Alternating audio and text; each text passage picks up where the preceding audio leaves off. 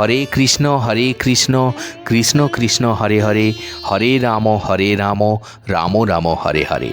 বন্ধুরা, ধর্মসাধনা ও ঈশ্বর লাভ আমাদের ইউটিউব চ্যানেলে আপনাকে আরও একবার স্বাগত জানাই।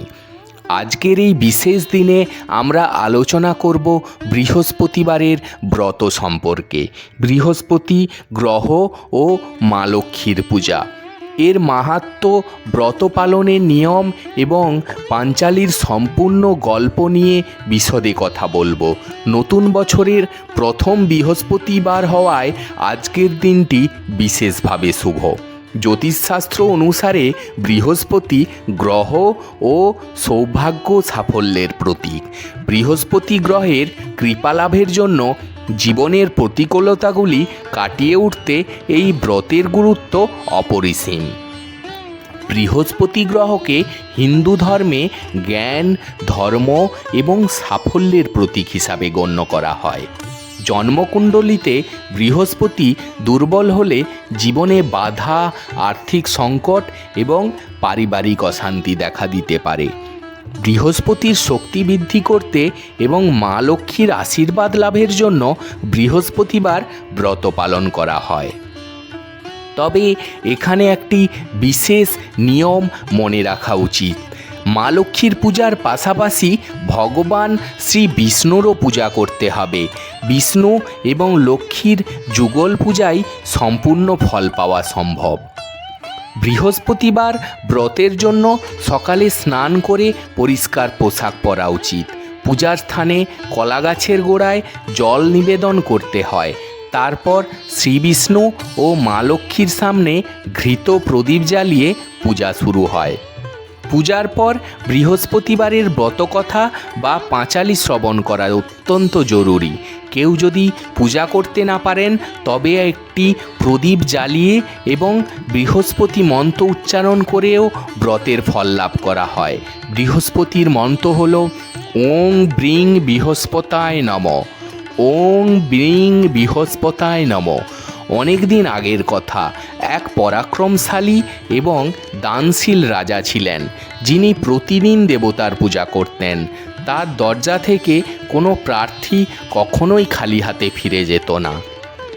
তবে রাজার রানী ছিলেন সম্পূর্ণ বিপরীত। রানী দান ধ্যানে বিরক্ত ছিলেন এবং রাজাকে এসব কাজ থেকে বিরত করতে চাইতেন।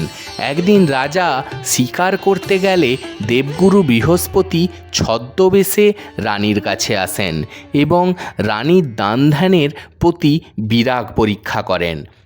রানী দেবগুরুকে দেখে বিরক্ত হয়ে বলেন, এই ধনসম্পদ শুধু দান করার জন্য নয়, এমন ধন ঐশ্বর্য আমার প্রয়োজন নেই। দেবগুরু রানীকে বলেন, যদি সত্যিই তোমার এই ইচ্ছা থাকে তবে এমন কিছু কাজ করো যাতে ধন ঐশ্বর্য নষ্ট হয়ে যায়। দেবগুরুর পরামর্শ অনুযায়ী রানী বৃহস্পতিবারের সমস্ত নিষিদ্ধ কাজ করতে শুরু করেন। 3 সপ্তাহের মধ্যেই রাজপরিবারের সমস্ত ধন সম্পদ শেষ হয়ে যায়। অবশেষে রাজা রাজ্য ছেড়ে কাঠ কাটার কাজে নিযুক্ত হন। রানী ও তার প্রিয় দাসী ক্ষুধার্ত অবস্থায় দিন কাটাতে থাকেন।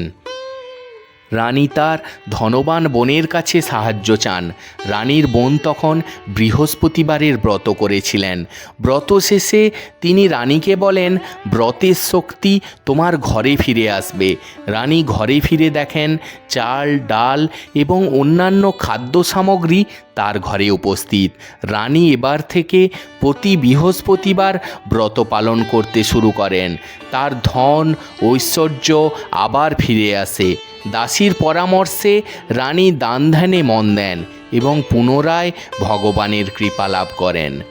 বন্ধুরা, বৃহস্পতির ব্রত পালনে ধন, ঐশ্বর্য এবং মানসিক শান্তি লাভ হয়। মা লক্ষ্মী এবং শ্রী বিষ্ণুর কৃপায় সংসারের সমস্ত বাধা দূর হয়। আপনারাও যদি এই ব্রত পালন করেন তাহলে জীবনে সুখ, শান্তি ও সমৃদ্ধি ফিরে আসবে। বন্ধুরা, আজকের ভিডিওটি এখানেই শেষ করছি। আশা করি বৃহস্পতিবারের ব্রত কথার এই গল্প এবং গভীর তাৎপর্য আপনাদের ভালো লেগেছে। যদি এই ভিডিওটি আপনাদের উপকারে আসে বা ভালো লাগে তবে অবশ্যই লাইক করুন এবং আপনার মতামত কমেন্ট বক্সে জানান। এছাড়াও যদি আপনি এমন আরও ধর্মীয়, ঐতিহ্যবাহী এবং অনুপ্রেরণামূলক বিষয় সম্পর্কে জানতে চান তবে আমাদের চ্যানেলটি সাবস্ক্রাইব করতে ভুলবেন না। পাশের ঘন্টা চিহ্নটি ক্লিক করলে আমাদের নতুন ভিডিওর আপডেট সরাসরি আপনার কাছে পৌঁছে যাবে। আপনাদের সকলের জীবনে মা লক্ষ্মী ও ভগবান শ্রী বিষ্ণুর আশীর্বাদ বর্ষিত হোক। ধন্যবাদ জানাই ভিডিওটি দেখার জন্য। পরবর্তী ভিডিওতে আবার দেখা হবে নতুন একটি বিষয় নিয়ে। ততক্ষণ সবাই ভালো থাকুন, সুস্থ থাকুন। ঈশ্বর আপনার মঙ্গল করুন। নমস্কার। জয় মা লক্ষ্মী। ওম ব্রিং বৃহস্পতায় নমঃ।